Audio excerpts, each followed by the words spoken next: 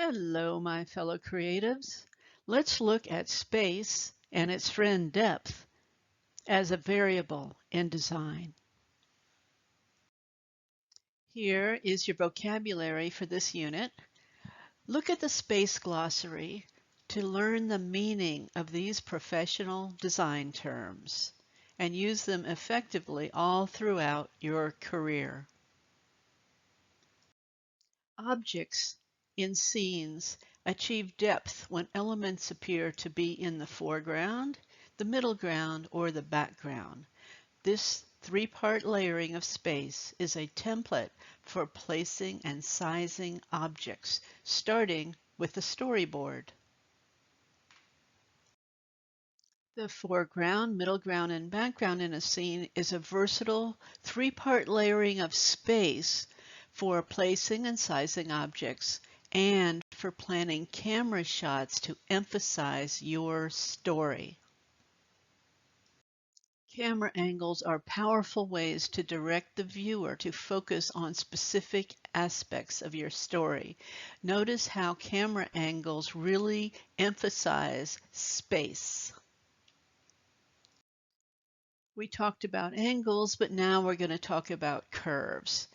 How do you quickly sketch out the 3D space of a cylinder? Use elliptical perspective, which comes in all sizes: small, medium, and massive. Foreground, middle ground, or background are very common in outdoor scenes. How deep is this space? What visual clues are used to make us believe that this flat scene on a computer screen is taking place in a 3D space? The S-curve gets higher and narrower as it moves the eye back into space. Foreshortening is a dramatic way of drawing the eye into the scene. What do you notice first about this? What do you notice second? And what do you notice third? How can you use foreshortening to emphasize your story? Next step, let's connect some visuals with your glossary. Stop, look, grab your glossary. When we analyze images in class, you will be in 5 breakout rooms for 10 minutes. Your group will look through the lens of a designer and identify 8 or more instances of unique glossary terms and mark up the image.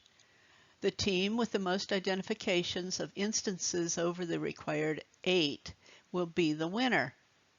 You may find more than one of the same term, but you must have at least 8 unique glossary terms that you identify in the image. Stop the video. Here's your challenge. Look at your glossary and find 8 unique spatial techniques in this scene. So here is the scene through the eyes of a designer instead of someone who's playing this game. You'll notice that there are a lot of professional design techniques used to create the unique space, from the atmospheric perspective in the background to the foreshortening in the foreground. We see a lot of techniques used in one scene. Dramatic use of space is achieved by designers of many games. What do you see in this scene that's creating this space?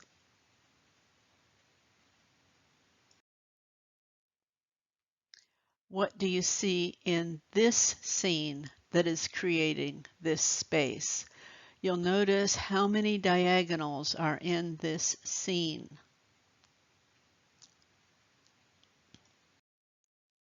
This is not a video game. Mark Ralston is a photographer And he captured this, he framed this scene as he was walking through the remnants of a town in California that had been ravaged by a wildfire. What techniques did he use as a photographer to make this scene have the emotional connection that it does? The terms here, the space vocabulary, are powerful tools that you can use and you will use throughout your entire career in order to pull your audience into your story. So let's look at what's required outside of the synchronous Zoom meetings. You will go into Canvas, look at the glossary, take the quiz, and then you'll create your favorite media of the moment blog or vlog. Find the most dynamic storytelling space in a scene of your choice. It can be video game, film, anything, poetry reading. Write your analysis or record a video review of only the one scene, pointing out how the designers use space and depth. At the end of your post, include one open-ended question about how the space is used. You do not have to post the answer. You don't even have to know the answer. Just post one open-ended question. Thank you for watching. Please direct questions and comments to my email address or to the Ask the Teacher discussion in Canvas, or you can come to office hours. If you do send me email, I will probably take your question and repost it without your name into the Ask the Teacher in Canvas. What I've noticed, if one student has a question, then it usually applies to the whole class, and other students are really interested in the answer as well. All right, thank you again. Bye-bye.